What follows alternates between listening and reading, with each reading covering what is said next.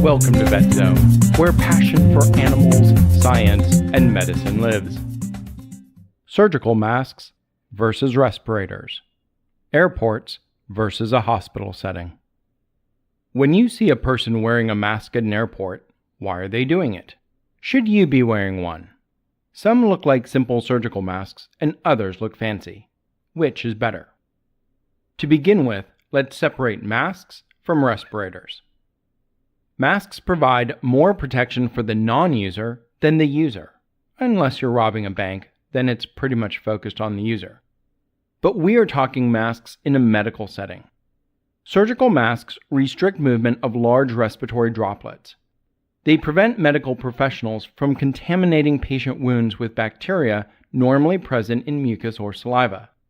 Without a mask, an errant cough or just breathing during surgery could transfer bacteria from the surgeon to the patient. For people with respiratory illness, masks help reduce aerosol transmission of pathogens. Finally, surgical masks provide some protection to the user from sprays or splashes of bodily fluids, including blood. However, in that scenario, without eye protection, fluid contact with mucous membranes might still occur. Unlike masks, respirators focus on the user and filter airborne contaminants. To address a wide range of different airborne contaminants, there are 7 different types of respirators. Another major difference between masks and respirators is the governing body. FDA oversees surgical masks. Beyond foods and drugs, the FDA oversees things like medical devices and surgical implants, so makes sense. NIOSH, National Institute for Occupational Safety and Health, certifies respirators. There is one respirator that I recommend for the veterinary hospital setting because both the FDA and NIOSH certify it. We'll get to that soon. So let's get into the types. They all start with one of 3 letters, followed by one of 3 numbers. The letters are N, R, P, and the numbers are 95, 99, and 100. The letters refer to oil resistance. N, not resistant. R, somewhat resistant. P, strongly resistant. Yeah, I don't really get it either. I would have gone with NPR for not, partial, and resistant, but perhaps the government thought it would be confused with a great radio station. I don't know. Then their number indicates the minimum percentage of small airborne test particles filtered.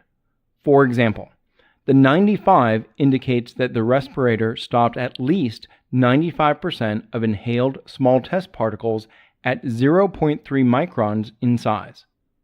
Most bacteria are between 1 and 10 microns in size. The NNP respirators have all 3 number percentages represented, whereas R, the somewhat resistant or middle child, has only the 95% as an option. Makes sense. If you find yourself in a situation where you need some oil resistance, might as well go whole hog. What do you choose and where? For airports, are you worried that you will transmit or that you will become infected? For the former, choose the surgical mask, and the latter, the respirator. In a medical setting, ask the same question. If you are worried that you will transmit to the patient, such as in surgery, use a surgical mask. If a zoonotic disease is present, then opt for the respirator. Fortunately, there is the respirator that I mentioned earlier, the surgical N95 respirator, which has been dual certified by both FDA and NIOSH, a great option for the medical setting. At myvetzone.com, we have provided additional resource links from OSHA, CDC, and AVMA. We also have a handy Amazon link for purchasing N95 and surgical N95 respirators. Purchasing through this link guarantees you the same low price, but helps keep VetZone going. Thank you for listening.